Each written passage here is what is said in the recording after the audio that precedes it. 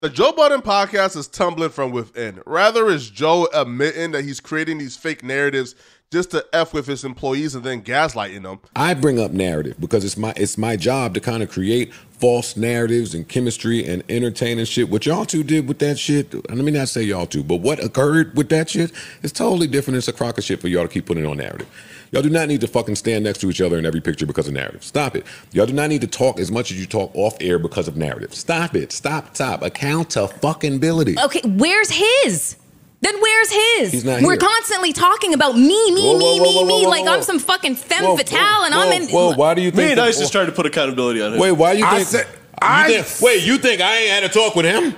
I don't know. No, I don't. I don't know because I don't know. No, I don't think you did. I literally just sat here I don't and think said, you did. Or Ice and Queenz Flip letting each other know each and every week that they don't like each other. Flip, that's you that can't be yourself, nigga. I am me, nigga. I am me. Flip, no, you're not. You whoever they want you to be. You whoever they want you to be. Nigga. Be yourself sometimes. I am me, Try nigga. it. You don't know Fuck you talk about, you nigga. whoever they want you to I be. deleted the app today because I just want the world. Or I tweaked because I went, shut the fuck up. Oh, now want you attention, repeating ass shit nigga. Joe said. Look Fuck at you. I don't give a fuck what he said. mouthpiece. Fuck that nigga. Grow a set Fuck and that be nigga. you. Fuck you. They've managed to turn the best hip-hop podcast in the world into the Bad Girls Club.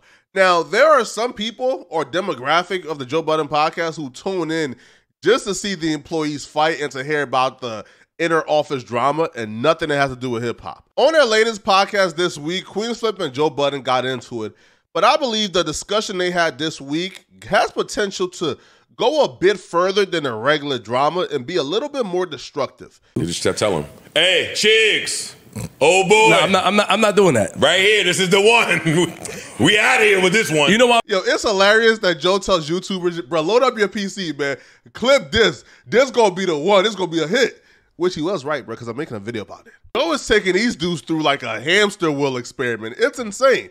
Now, Queenz Flip would reveal that he's upset because of a conversation he had with Joe Budden's, I guess, overseer, Ian, about some contract details. I'm not doing Load this up. I'm not doing it because it's unprofessionalism and it would add on to a narrative that I don't want to be a part of. But I would say this, that you know why I'm upset. I feel like whatever I do, I'm worth. I just feel like, you know what it is, man. And I'm not, you made my decision very much clear. That bullshit, that conversation I had with that nigga, your man, pissed me the fuck off. And I couldn't believe they was talking to a nigga as experienced as me on who to blame for this decision. So at this point, they're just edging it, trying to milk that watch time and extend the duration of how much we watch. But Queenz Flip would acknowledge that a conversation with Joe Budden's overseer, Ian Schwartzman, I think his name is, left Queenz Flip highly upset. Then Joe will go on to reveal something incredibly troubling, like incredibly concerning. Joe reveals that Queenz Flip is being represented by the same guy who works for and oversees the Joe Budden podcast. So essentially, the guy who Queenz Flip was negotiating with was also representing Queenz Flip. Joe learned that tactic from the record labels themselves. When they will hire you a lawyer, and the lawyer will have you believing they're working in your best interest when in fact, they're just working to F you over. Well, Joe tells Queenz Flip, it's not my fault that you thought Ian had your best interest at heart, but now you found out he doesn't. But here's the thing. I didn't like the conversation that I had with the business partner of yours, nigga. So not yours anymore. No. Of yours. But at one point it was yours. I don't give a fuck. When you, that's true. That's true. And you have developed a relationship with this person outside of Joseph Anthony and Budden I realized or any of my companies or businesses. Once you that's a fact. did that. We're going to be accountable. I am accountable for that. But then when you trusted someone to have your best interest at heart at all times. True. That's only a decision one person can make. We got to start calling Joe Diddy, bro. Yo, this reminds me of when the slaves got freed in the U.S. and they went back to these African nations and started implementing the very same discriminatory practices that were used against them in the U.S. See, the record labels effed over Joe and used tactics like this to F over Joe in their negotiation, right? The record labels would hire the artist, a quote-unquote lawyer, and the artist believes the lawyer is working for them when in fact the lawyer is working for the record label and trying to get the best deal for the record label. So Queenz Flip got Ian representing him, and Ian is the one who does the contracts for the Joe Budden podcast. So essentially, Ian is negotiating against himself and making sure Joe Budden and the Joe Budden podcast get the best deal possible. Flip, you got finessed by your homie Joe. Now, they finally stopped edging, and they told us the exact reason why Flip is upset. Tell them what I did. Tell them why you mad at me. You tried to make me... What are you talking about? I want you to tell anybody that's listening what Joe Budden did and why you mad at me about it. Tap out, yo. Why? It's gonna sound crazy? No, it's not. Say it. It's a money thing, nigga.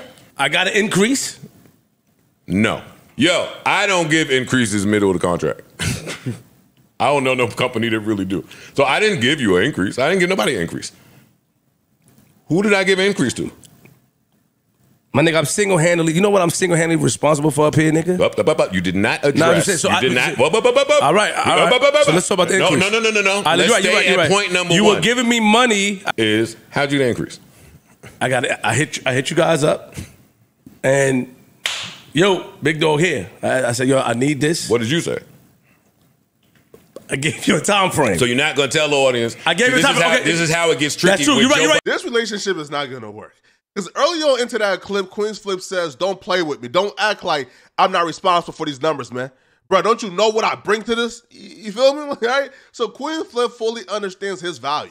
He fully understands what he's bringing to the Joe Budden podcast. And according to Queenz Flip, he's up here and the other hosts and employees are down here. And what he's bringing is drastically better than what the next co-host is bringing.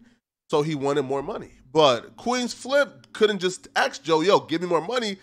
I guess he was too scared of Weasley. So he asked Joe, yo, can I get a raise for only 3 months? Because I really need it over these next 3 months. And Joe said, sure, right? Sure. You can get whatever you want. So he gave Queenz Flip the raise over 3 months and then stopped giving the raise to Queenz Flip after the time period that Queenz Flip said he wanted it for was over with. You're right. I'm not gonna lie. I get my back Let me kicked fix it. in Let me fix it, nigga. Because the details get blurry. I asked for an increase for a certain amount of months. How many months? 3 months. 3 months. Yes. Go ahead, continue the story. Okay. That the 3rd month passed, and what happened? It kept going. The 4th month passed, and what happened? It kept going. The 5th month passed, and what happened?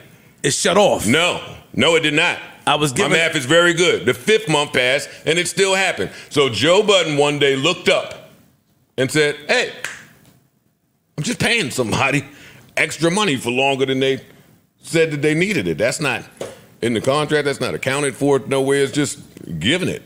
So do you still need that? Or can I go back to... No. Truthfully, Queenz Flip being represented by the same dude he's negotiating with is scummy.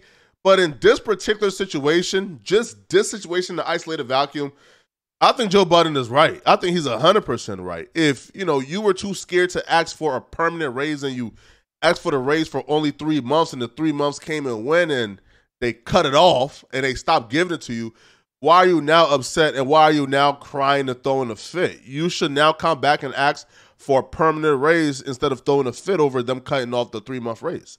Even if that was the case, the job is to keep your niggas happy that's bringing in numbers and doing good up here. That's your job. Once a nigga said we want to abide by a contract, that job ceased, nigga. It's null and void. Because you technically want to be about it. Me doing improper went against the contract anyway. Me doing improper was not a part of the contract. Me coming here extra days is not a part of the contract. I have not said one word about it. I'm just saying. Don't merge your conversation with somebody else. What I'm trying to tell you is that you as my man, once you found out I was upset, you ain't call me and say, or tell him, yo, let's figure it out. You ain't say that. You let that nigga talk to me on the phone, give me an excuse that don't make sense to me. So now it's like, all right, fuck you. I don't want to talk to you. I'm going to come do it. I check. Yo, big dog. Oh, February. So that nigga knew I was his. I'm going to do what I got to do. Because I wasn't feeling this way.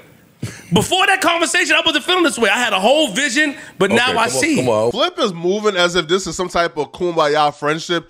Joe is moving as if it's business, right? Flip is like, come on, bro. Like, yeah, I told you 3 months, but you should know I needed the money for more than 3 months, bro. I just told you 3 months to ease the blow. It don't work like that, bro. All right? Now, Joe has to sit there and hear his employee, who's probably his most popular employee, says, He's going to show up now and do the bare minimum. Growing resentment, the bare minimum, that possibly can't last long on a podcast, yo. Now, Joe Budden did sort of sum this up perfectly, and I think his last words were 100% correct. Flip is mad at me that I did exactly what he asked me to do. This one, I'm 100% on Joe Budden's side. I think Joe Budden is 100% correct, man. Flip is tripping. But y'all let me know in the comment section what y'all think about this, all right? Like the video, sub to the channel, comment. Also, while you're here, man, click on the video somewhere on my screen to find out why Black Twitter is now trying to cancel Drake for saying this on his new song. Click on the video somewhere on my screen to find out why Black Twitter is trying to cancel Drake for saying this on his song. I'm going to see you guys in this video, all right? I'm out of here, folks.